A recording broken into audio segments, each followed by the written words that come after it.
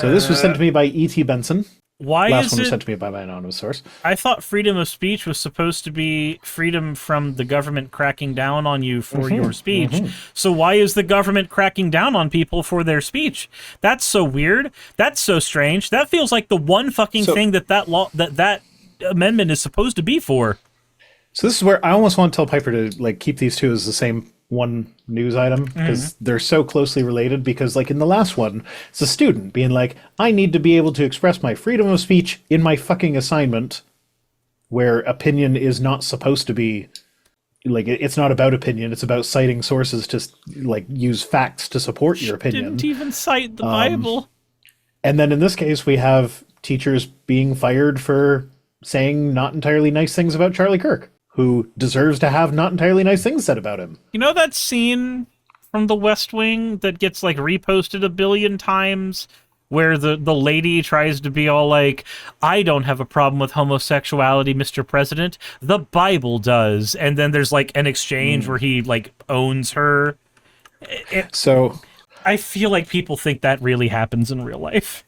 So that's actually when that journalist posted the Mamdani quote and was like, can anybody tell me what this means?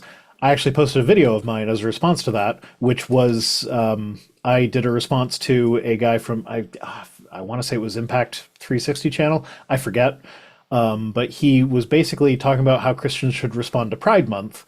And his answer was like, oh, we shouldn't get involved. And like, motherfucker, you making this video is getting involved. And then he was talking about how like he actually like was talking about how like, oh, we have to be kind and have a smile and everything, but we can't condone the actions. Like, okay, spewing hateful rhetoric while smiling does not make it not hateful rhetoric. Correct. So tell like, it to Mike Winger. Well, no, that's not what the video is about, but I'm working on a Mike Winger response. That's the one I recorded today, I think. Yeah, I think this Friday is a Disciples Wouldn't Die for a Live video, and the next one is Mike Winger. God damn it, that's what happens when I actually get on top of my work and get things done on time. Is that now I can't remember what video is coming out this Friday and which one's coming out next Friday. Opposite of me. I am behind on everything on all three of the channels I upload to. Hello. Yeah, Olivia Williams says, a reminder that Charlie Kirk had a website to harass teachers opposing academic freedom. Yeah, he did. So this teachers union is suing the school board for basically trying to curtail the teacher's freedom of speech. At least one teacher has already been fired and several more under investigation for having posted things related to Charlie Kirk. And like, here's the thing. I feel like it's very situationally dependent. Like if they're on their own private social media that the students have no business checking, say whatever the fuck you want. I don't care. But like if it's in a situation where their students would be expected to see the post, then behave a bit more civilly. But like I have no problem saying that Charlie Kirk's death did not break me up at all. No. I kind of chuckled at the way it happened. It seemed fitting.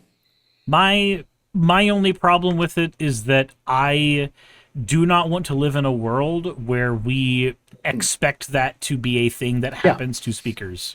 Yeah, no, I thought the irony of the situation was funny. And I'm not sad that Charlie Kirk is gone. He lost the gun debate. Yep, absolutely.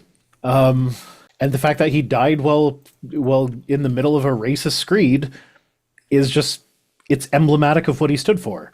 And I do not apologize for these opinions. And if I were a teacher, I would not post these opinions somewhere where I expected my students to be able to see them. If I were a teacher, I probably would not talk about it like I do on this podcast. Is this a podcast? Video? Functionally, it's a podcast. Live stream? Whatever the fuck we do here. I wouldn't talk about it as freely if I were a teacher. However, I would probably still have posted it somewhere. So like there is a certain amount of personal discretion, and like you have to be willing to be held accountable for things that you have said publicly. Yeah. And that's the thing. I am willing to be held accountable for things I've said publicly. That's why like, and it makes me laugh when I hear people on the right talk about how like, oh no, it's so hard navigating cancel culture stuff now. Like you have to be so careful about what you say. It's like, I'm not careful about jack shit. And do you know how I get away with it? By not being a bad person And when I fuck up, I own it.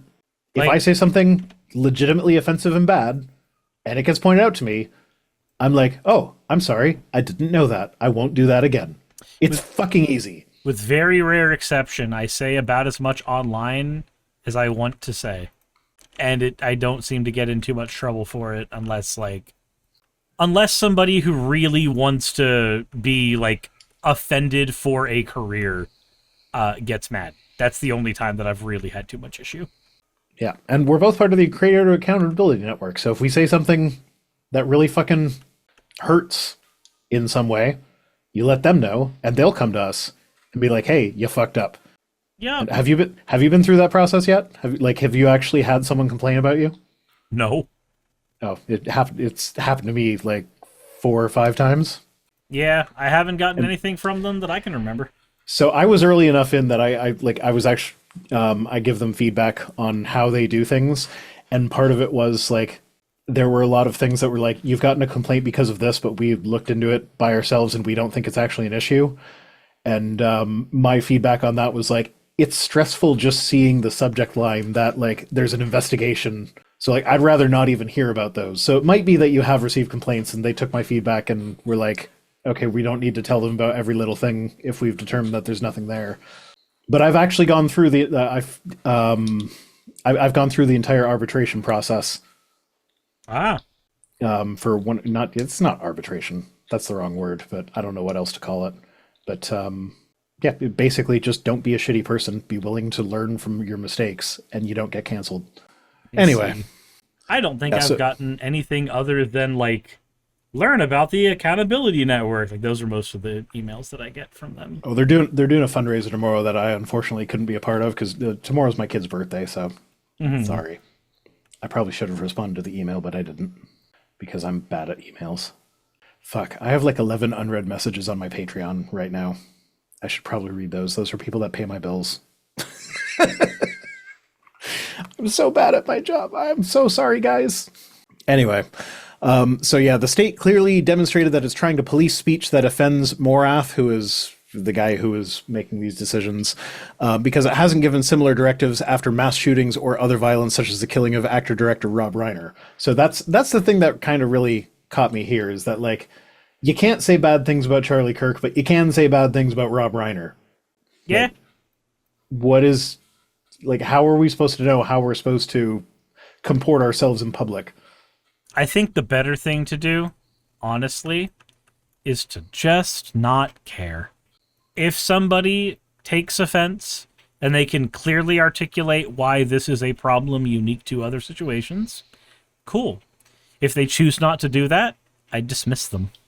Mm-hmm. Like, unfortunately, in this case, the people being dismissed are the teachers who posted about Charlie Kirk, but not the ones who posted about Rob Reiner.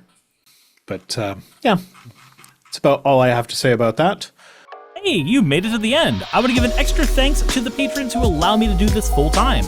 I want to thank Aaron Rail, Astral, Britzkrieg, Jemshin, Poundini, Red Joker, Victoria, Jonas, Craig, Tarika, Fireshard, Smiling GM, John, Dren Hadamada, Creeper, Sagitta, you know I'm not saying that last part, Valis of Seraph, Ottoman Angel, Rooster Rachel, and Fire Panda, who are all my $20 and up patrons.